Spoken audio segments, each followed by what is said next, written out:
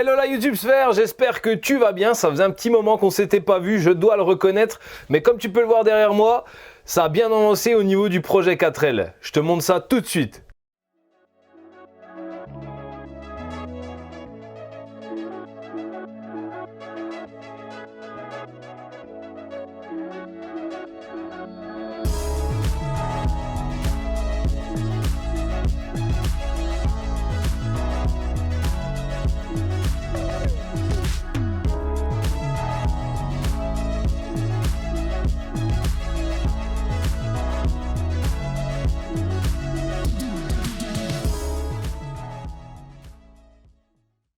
Je te fais un rapide récap de ce qui a été fait sur l'ensemble du moteur. Donc, comme tu peux le voir déjà, un démontage complet. Avec au niveau du bas moteur, démontage du carter, de la pompe à huile, du vilebrequin avec ses paliers, bielle et piston et les anciennes chemises, poussoir et tige de culbuteur. Donc là, on peut voir qu'il est littéralement à poil, le coco. Donc, je vous rappelle quand même, c'est un moteur Billancourt 680-02. Si ça vous intéresse, 747 cm3. Pourquoi je vous ai pas fait de vidéo sur le haut moteur? Je vais vous expliquer, c'est très simple. En fait, j'ai démonté les soupapes, ressort, coupelle et demi-lune. Et je l'ai emmené chez un usineur pour le surfaçage du plan de joint, reprise des portées de soupapes, contrôle des guides de soupapes et éprouvage. Donc ça aurait été une vidéo pas très intéressante, je vous aurais juste montré le démontage et le remontage des soupapes et le fait que ça m'ait coûté 300 €. Donc j'ai préféré m'abstenir. En fait, pour tout vous dire, j'ai énormément galéré pour retrouver les pièces d'époque parce que je ne voulais pas de reproduction chinoise vendue aujourd'hui. Donc j'ai scruté le bon coin de longs mois pour retrouver chemise et piston. Et aussi un nouveau vilebrequin parce qu'il était complètement hors cote, le coco, au niveau des tourillons et des manetons. Bah oui, mais bon, on peut pas vraiment lui en vouloir, tu vois ce que je veux te dire. Donc aujourd'hui, on va relancer les vidéos avec le remontage, la chose la plus importante, mais aussi la plus compliquée. Et ça commence par le remontage des chemises montées sur joint d'embase en cuivre et le réglage, la prise de mesure du dépassement de celle-ci au niveau du plan de joint. Pour faire cette manip, il te faut 4 chemises et 4 joints d'embase en cuivre. Bon, ça je pense que tu l'auras deviné. Il te faut aussi une règle de planéité. Alors moi j'appelle ça comme ça, mais en fait, si tu veux, c'est un bout de ferraille totalement plat qui va nous permettre, en fonction de la position où on le met sur le plan de joint, il va nous permettre de mesurer le dépassement des chemises. Et il nous faut aussi un jeu de cale. Voilà, voilà. Ah, et il nous faut aussi une RTA, parce qu'il faut les valeurs de base d'usine du dépassement. Alors, chemise. Alors en fait, je t'explique rapidement, sur le moteur Billancourt, il y a eu une évolution à partir de 1969, la mienne est de 67. Avant 69, les joints d'embase étaient en cuivre et d'épaisseur d'à peu près 1 mm, ça variait, tu as 3 épaisseurs, je crois que c'est 1, 0,90 et 0,95. Et après, ils ont monté à partir de 69 des joints papier. Donc il faut faire attention déjà quand tu commandes tes pièces et il faut faire attention aussi quand tu remontes. Alors le dépassement quand tu as des joints cuivre, c'est entre 8 centièmes et 15 centièmes. Alors que pour les joints papier, il te le dit après, regarde. Ça, en fait, ça c'est la différence de portée des chemises. Ça c'est ce que tu vois. Je sais pas si tu le verras avec la GoPro, mais en fait c'est le rebord ici. Donc on a un petit décrochement, alors que sur les nouvelles chemises c'est totalement droit pour venir accepter le joint papier.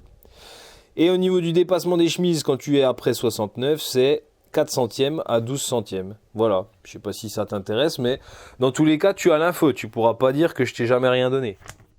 Maintenant que nous avons les outils et les valeurs à respecter pour leur montage, on va pouvoir passer au nettoyage. Ça, c'est une étape super importante. Je veux vraiment que vous sensibilisez là-dessus si vous avez à remonter des chemises dans un bloc. C'est la portée au fond du bloc, là où va venir le joint en cuivre et du coup la chemise.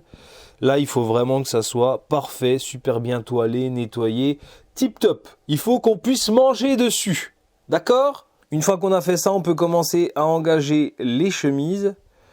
Donc on commence à mettre le joint au fond. Voilà. Et la chemise.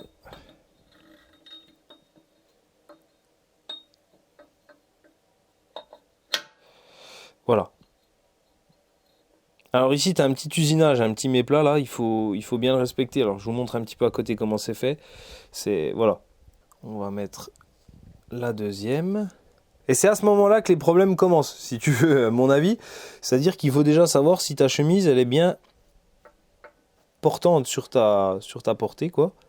Donc là, ça va, elle bouge pas de trop. C'est plutôt bon signe. Bon, il y a un léger jeu, hein. Ça, on pourra pas y faire grand-chose. C'est pour ça, d'ailleurs, que j'ai mis les vis de maintien, là, sur les autres. Et on va sortir, maintenant, nos outils. Alors, au préalable, je ne l'ai pas dit, mais ça me semble tellement logique.